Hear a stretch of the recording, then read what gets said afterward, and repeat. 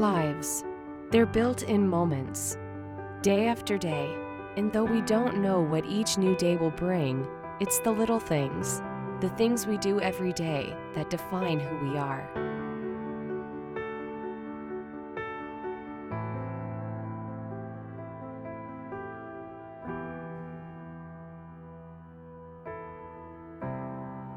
The day that kind of led up to the events was very normal. I was just working away.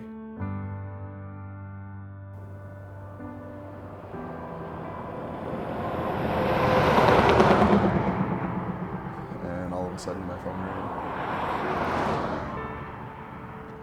Our lives, they're built on friendship, the people we depend on, help, take for granted, laugh with, the people we work beside every day. Alan Anderson was instrumental in bringing me into the office. There are some of us who refer to him affectionately as the Great Dane. Thea has many characteristics that I find very appealing. She's almost like a little sister. She's very caring. Dustin is a great hockey player and a farmer. And I know he's going to be a fantastic father and very scared. Mike's a big guy. He's good to work with. Incredibly handsome. He's quite knowledgeable and don't let it get to his head, but if you need something, go to him. He will know where it is. Eric's kind of fun-loving kind of guy. When the need comes, Eric will step to the plate and help wherever it's needed. I think if I had to describe Skylar with a single word, I would use the word passion. Whether it's family, friends, work, or play, he goes at everything with the most energy you've ever seen in a human being. It was really important to all of them to do this project together. It was more than just a house. I'm a framer by trade, and when the opportunity came to frame our own house, it was really exciting. My dad came out and helped me during that time, and it was kind of fun because when I was a kid, we would work on stuff on the farm and be involved in projects. It was really funny to have those roles reversed, to have him looking to me for direction and rather than me looking to him for what to do next. Our lives are built upon values, the things our parents taught us, the belief in giving a helping hand, that what we do every day to help others matters. When I heard about the news, It wasn't so much a question of why we were going to help, it was just how we were going to help. it's just what I wanted to do.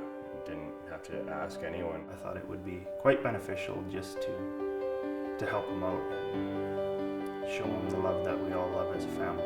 I guess it was, in my mind, the proper thing to do. It was 3:10 in the afternoon on November 5th. I was at work when I got the phone call.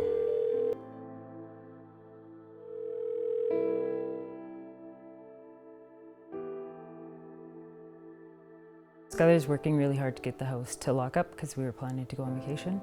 So he spent his evenings after work working on the house, and often Jordan would come help as well. It's Alberta, so the snow flies early, and we knew we needed to get at least to the point where the building is closed in. It was such an important thing for Skylar, and therefore a very important thing for Dad to be involved in. It was not only fun for him, but it was very important to him that he would help Skylar on the house. On the Saturday, we got a lot of snow. The snow continued over the weekend, and on the Monday night, Neil called and said, "I'm gonna come help shovel." He was eager to come and he said, "Sky, I'll come the next day and shovel out the house so that in the next evening we could start working on the roof." Early Tuesday morning, Dad was coming down to the house. I sent him a couple texts because I was expecting him in the morning, and there was no response, and he never did come. That was the last conversation that we ever had.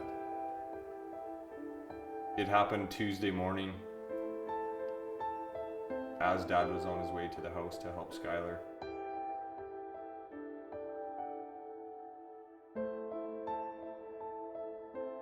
Our lives are shaped by the moments that we can't plan for, and the people who leave us that we weren't quite ready yet to say goodbye to.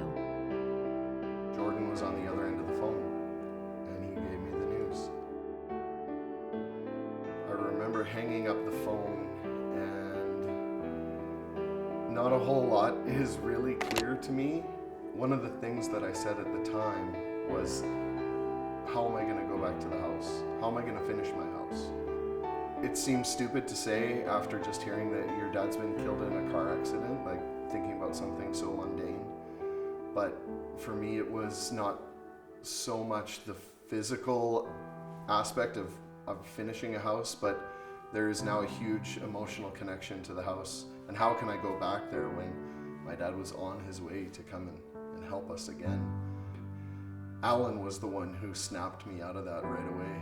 The times that I've gone through when my own father passed away was, Skylar, the house is the last thing you need to be concerned about. Right now you've got a wife and you've got brothers, you've got sisters, and you have a mother that needs you.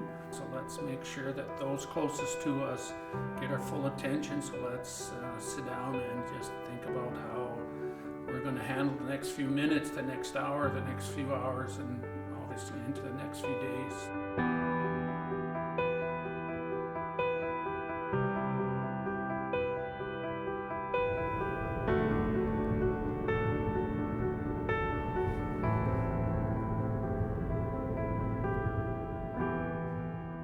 Our lives are built upon action. You can know a woman or a man not so much by what they say, but by what they do. We knew Skylar and we knew Jordan and we knew that they needed help, and the only way that we could help was to use our skills as carpenters and workers and physically build the house that was sitting there hanging over their head. Mike Haltink and Thea and a bunch of the others were all talking about it, of how we could offer help. I decided to phone Thea, and we kind of hashed it out, and I asked if I would have any support. I said, of course I'm going to help. And I sent out emails and called people. She was able to take all of the ideas that the guys had in mind to put that together. We talked to George and he got all the tools ready. I picked them up. I'd been off the tools for a little while, so there was a few missed cuts. Used a few more 2x4s than we probably should have. We had a lot of people come up forward and help with what they could. Skylar and his family were not even going to be around when this took place. We were all together as a family, but we were planning the funeral, making those arrangements. I was with my mom, I was with my siblings, I was trying to be there for my kids. Getting back to the house, finishing the house, that was not at the forefront of my thought at the time. Turns out there was a conspiracy of generosity and kindness going on behind the scenes. The day that I was able to work on the house, it was, I would think, probably about between -10, -15. We shoveled snow out that morning. It was cold, it was miserable. Somebody brought lunch, somebody brought coffee, somebody brought donuts. Donating their time, donating supplies. The amount of support that was shown for Skylar was quite phenomenal. And it wasn't an exercise where we had to try. Everyone wanted to be there. It was very touching and heartwarming. Pretty neat to see how all the guys would show up, despite the cold, to help alleviate the pain of Skylar worrying about his house. Neil was an incredibly welcoming, hospitable man. We have worked or intentionally made our house a place of safety and a place of community and hospitality, and the people who came to help that day, they helped create that. They helped to finish what my dad had started. I'd do it again in a heartbeat. So it was nothing. To my family, that was everything.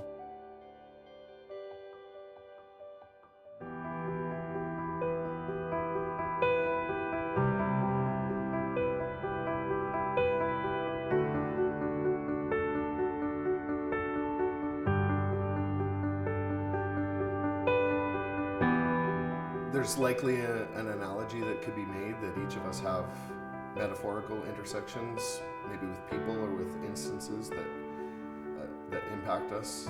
For me, it's a physical intersection that changed my life forever.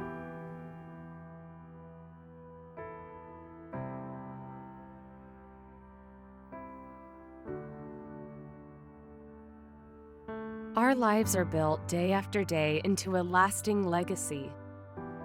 If our lives are built on anything, they are built on acts of friendship. They are built on acts of love.